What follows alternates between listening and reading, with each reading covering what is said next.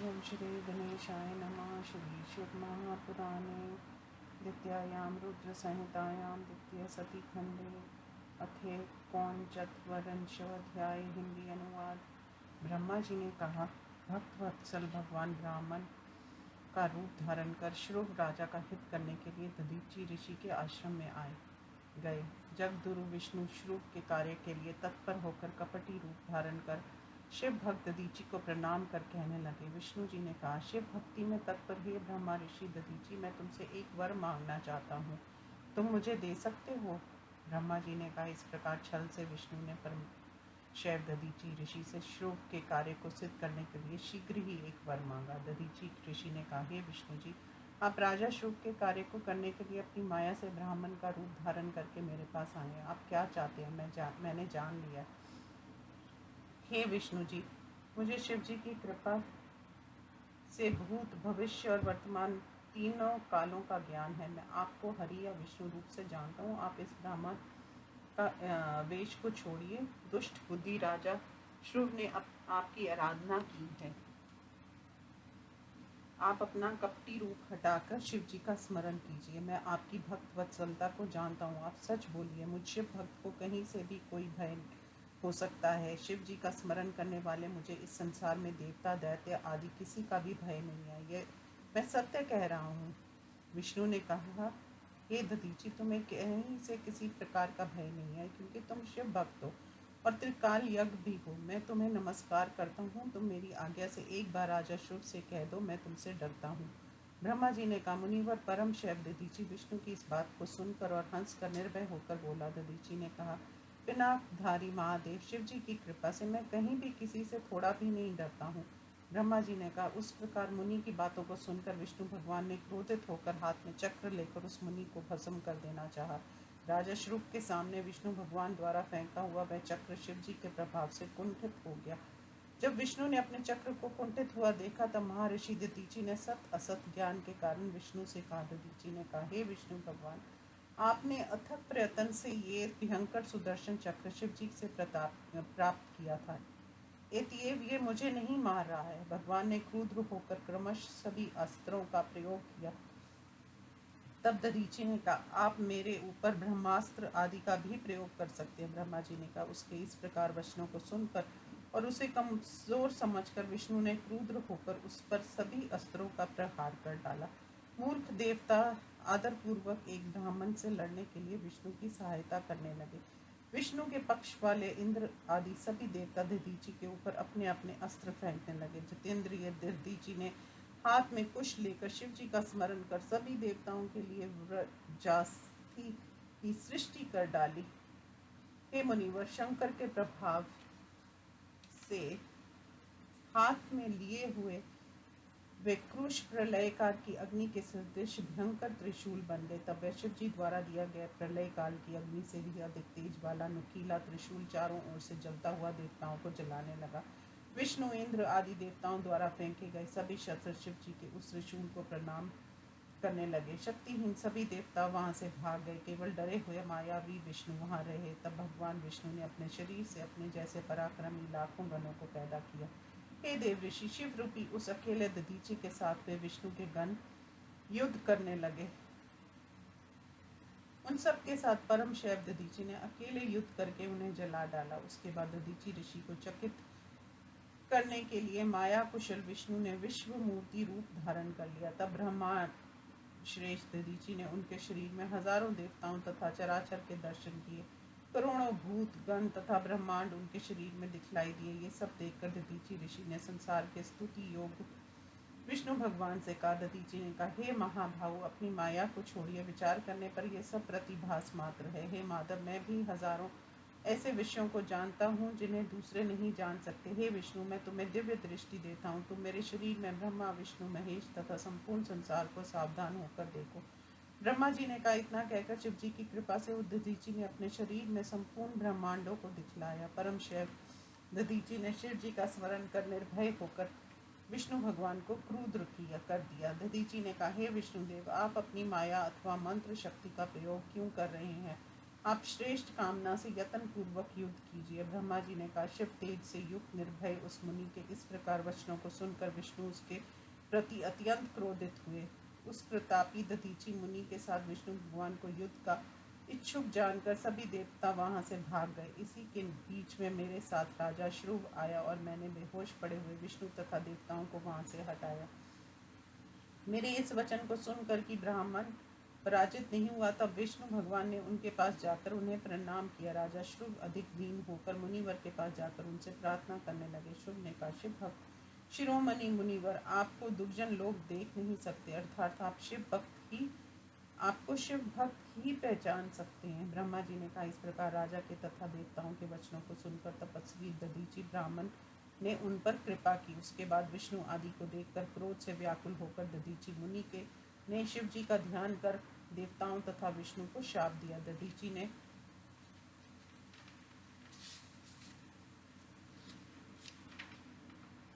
कहा, रुद्र की क्रोधाग्नि से इंद्र आदि देवता मुनीश्वर तथा गणों के साथ विष्णु भगवान भी नष्ट हो जाएंगे। ब्रह्मा जी ने कहा। इस प्रकार देवताओं को शाप देकर उनकी ओर देखकर मुनि ने श्रुव से कहा, हे राजेंद्र, ब्राह्मण राजाओं तथा देवताओं से भी अधिक पूज्य होते हैं। हे राजेंद्र, ब्राह्मण ही बलवान और बलशाली होते हैं।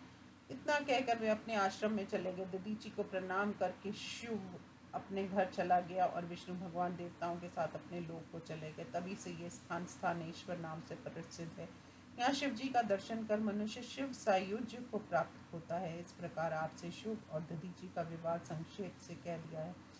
शिव जी को छोड़कर दधीची ने ब्रह्मा विष्णु को शाप दिया था। जो पुरुष प्रतिदिन इस शुभ दधीची विवाद का कीर्तन करता है, अकाल मृत्यु को जीत कर मरने पर ब्रह्मा लोक को जाता है। इस विवाद का कीर्तन कर जो युद्ध भूमि में प्रवेश करता है, वह अमर तथा विजयी होता है। इस प्रकार श्री शिव महापुराण में विष्णु दधीची युद्ध वर्णन नामक 39वां अध्याय समाप्त। अथ चत्वारिंशो अध्याय।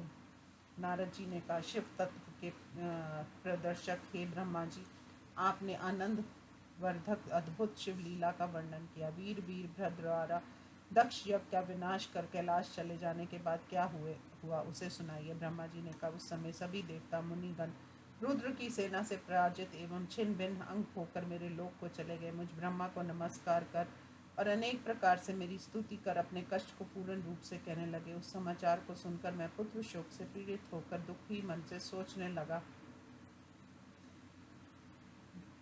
कि मुझे देवताओं को सुखी करने के लिए क्या करना चाहिए जिससे दक्ष जीवित हो और यज्ञ पूर्ण हो सके। हे मुनि, ऐसा सोचते हुए मुझे सुख नहीं मिला। तब मैंने विष्णु का स्मरण कर उचित ज्ञान पाया। उसके बाद मैं देवताओं और मुनिजनों के साथ विष्णु लोक को गया। वहाँ उन्हें प्रणाम कर और उनकी स्तुति कर अपना दुख कहने लगा। हे भगवान, जिस प्रकार यज्ञ पूर्ण हो और दक्ष देवता तथा मुनिगण सुखी हों, वैसा प्रयत्न आप कीजिए। देवताओं को सुखी करने वाले रामानाथ विष्णु भगवान, हम सब देवता तथा मुनि आपके शरण में आए हैं। ब्रह्मा जी की बात को सुनकर वे रामापति शिव जी का स्मरण करके दुखी होकर कहने लगे। विष्णु भगवान ने कहा, तेजस्वी पुरुष के साथ यदि अपराध किया जाता है तो उसका भूषण क्षमा ही हो सकता है। हे ब्रह्मा जी, इस यज्ञ में शिव जी का भाग ना दिलाने के कारण परमेश्वर शिव जी के सामने हम सब अपराधी हैं। आप शुद्ध मन से शिव जी को मनाएं और उनके दोनों चरणों को पकड़कर प्रणाम करें। जिस देवता के प्रकोपित हो जाने पर संपूर्ण संसार शीघ्र ही नष्ट हो जाता है और जिनके शासन से लोकपालों सहित यज्ञ जीवित रहता है, पत्नी रहित और दुष्ट दक्ष के अपशब्दों से पीड़ित उन शिव जी से क्षमा मांगो। हे ब्रह्मा जी, उस अपराध की शांति का यही सबसे बड़ा उपाय है। इसी से वे संतुष्ट होंगे।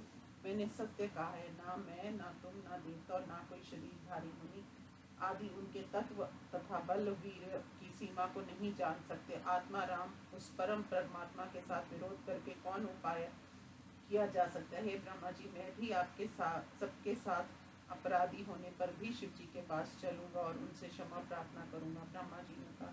ऐसी आज्ञा देकर विष्णु जी ब्रह्मा और देवों के साथ हिमालय में जाने के लिए तत्पर हो गए। उस समय विष्णु भगवान देवता मुनि तथा प्रजापतियों के साथ हिमालय पर्वत पर गए। वह स्थान शिव जी को अति प्रिय है। वहाँ किन्नर देवता, अप्सरा, योगी, सिद्धगणों से युक्त तथा सवोर्च है। वह स्थान मणिमय चोटियों से चारों ओर सुशोभित था। अनेक धातुओं से विचरित तथा अनेक वृक्षों लताओं से भरा पूरा था। वहाँ अनेक मृग तथा पक्षी विचरण करते थे। वहाँ अनेक प्रकार के झरने थे। वहाँ देवों तथा सिद्धों की स्त्रियां यमुना अपने पतियों के साथ पर्वत कंदराओं के भीतर विहार किया करती थी। अनेक प्रकार के वृक्षों से वह हिमगरी सुशोभित था। सेन आदि प्राणी भी क्रूरता को छोड़कर वहां निवास करते थे। वहां सभी प्रकार की दिव्य शोभा के दर्शन हो रहे थे। पुण्य दायिनी विष्णुपदी गंगा देवी वहां चारों ओर विराजमान है। उससे वह स्थान अत्यंत निर्मल हो गया है। इस प्रकार शिव जी के प्रिय कैलाश पर्वत को देखकर विष्णु आदि देवता तथा मुनिवर आश्चर्यचकित हो गए।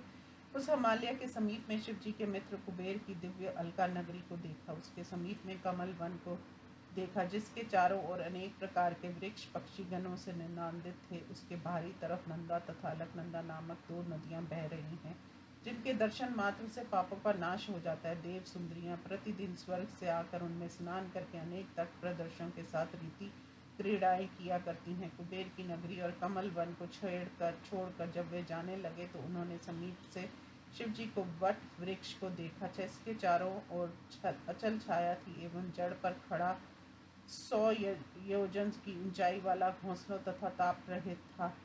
पुण्य आत्माओं द्वारा देखे जाने वाली रमणीय तथा अत्यंत पवित्र शिव जी की तपोभूमि दिव्य योगियों द्वारा सेवित अत्यंत उत्तम मोक्ष की इच्छा करने वालों का वह घर था। ऐसे वट वृक्ष के नीचे बैठे हुए शिव जी को विष्णु आदि देवताओं ने देखा। महायोगी शिव भक्त सनक सनंदन आदि द्वारा सदा प्रसन्नता पूर्वक सेवा करते हुए देखा और गुहाक राक्षसों के स्वामी मित्र कुबेर तथा शिव गणों द्वारा सेवा करते हुए देखा। तपस्वी के योग रूप को धारण करने वाले प्रेम के संसार के मित्र शिव जी को भस्म लगाए हुए देखा। हे नारद, तुम्हारे पूछने पर कुशासन पर बैठकर जब वे ज्ञान का उपदेश कर रहे थे तब उस उपदेश को भी सुन रहे थे। दाहिनी जांग पर बायां पैर रखे हुए बाहु तथा कोहनी से नीचे की भुजा पर रुद्राक्ष धारण कर तर्क मुद्रा में स्थित शिव जी को देखकर विष्णु आदि सभी देवताओं ने हाथ जोड़कर नम्र होकर उन्हें प्रणाम किया। जब सत्पुरुषों की गति शिव जी ने मुझे आया हुआ जाना तो प्रभु ने उठकर सिर झुकाकर प्रणाम किया। तब विष्णु आदि सभी देवताओं ने शिव जी के चरण स्पर्श कर प्रणाम किया और संसार को सद्गति देने वाले कश्यप मुनि को विष्णु ने प्रणाम किया। देवता सिद्ध गणों के स्वामी तथा महर्षियों द्वारा प्रणाम कर लेने पर देवताओं के साथ बैठे हुए विष्णु से आदर के साथ शिव जी ने कहा। इस प्रकार श्री शिव महापुराण में शिव दर्शन वर्णन नामक 40वां अध्याय समाप्त। ओम नमः शिवाय।